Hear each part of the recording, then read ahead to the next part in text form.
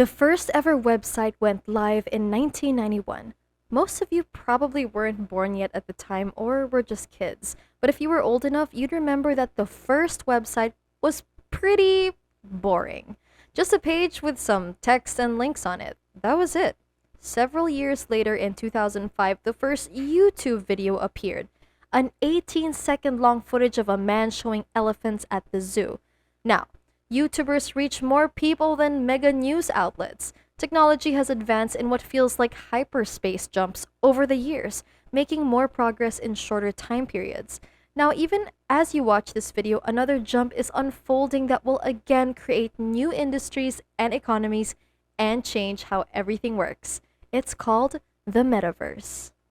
Hi, and welcome to Business Reactor, where we will be showing you the latest tips and tricks in the financial space as well as business and entrepreneurship. If you want success in your life and business, then you came to the right place, because in this channel, we help you in getting ready for success. For more latest success tips from our videos, subscribe to our channel and click on that notification bell button. Let's get right into it. You probably heard of the Metaverse when Facebook announced it was changing its company name to Meta.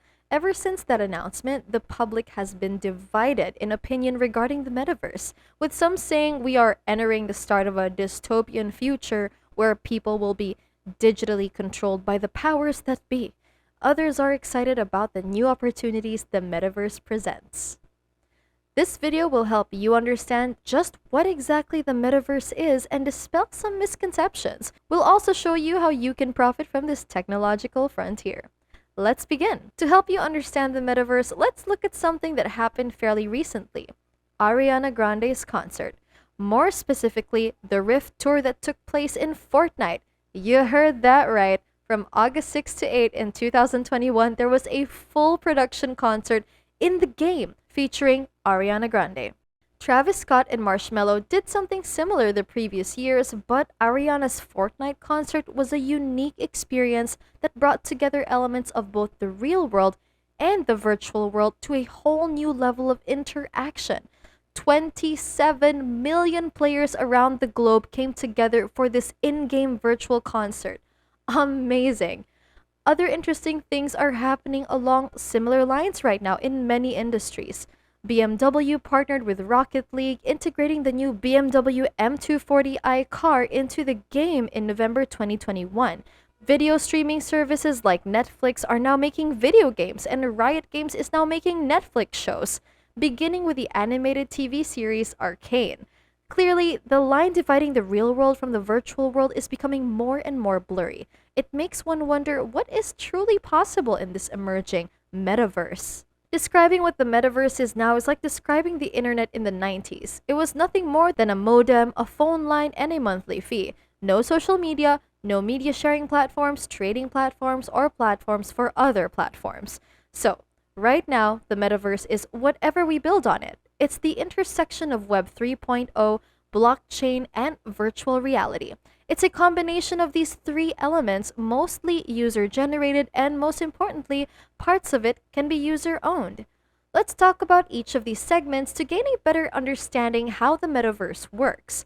So, we had Web 1.0, which, as you saw earlier, was just a bunch of text and links on a screen.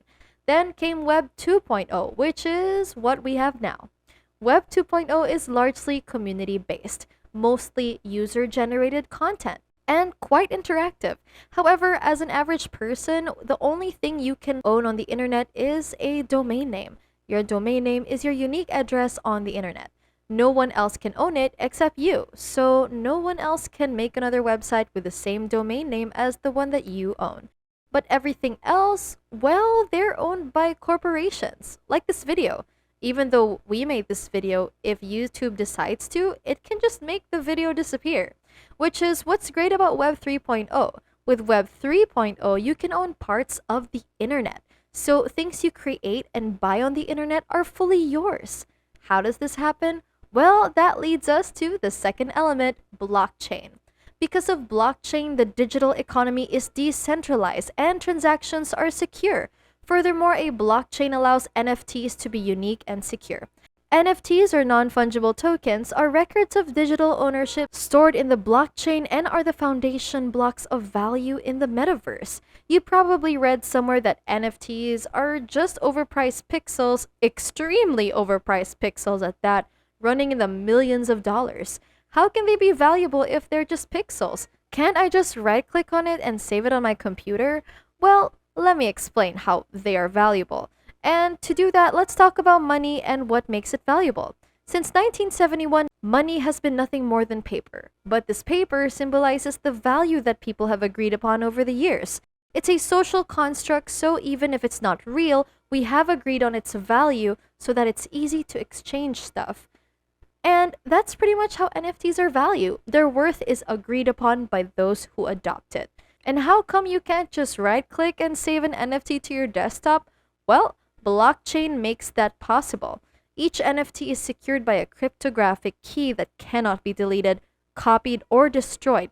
Can you now see how NFTs will be the foundation of the metaverse economy, just as the internet and websites have transformed over time? NFTs will have a major role in the metaverse and will go beyond what you think of as mere pixels.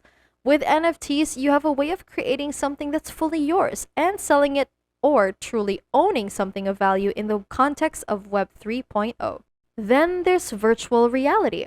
Virtual reality is pretty cool, especially when you play VR games like Half-Life, Star Wars Squadrons, and Beat Saber. When people talk about the metaverse, VR is what they mostly think of, and when it's actually just one of the elements of the metaverse. So when people say that Facebook is building the metaverse, it's not accurate because, well, Facebook doesn't own the internet or the blockchain or virtual reality.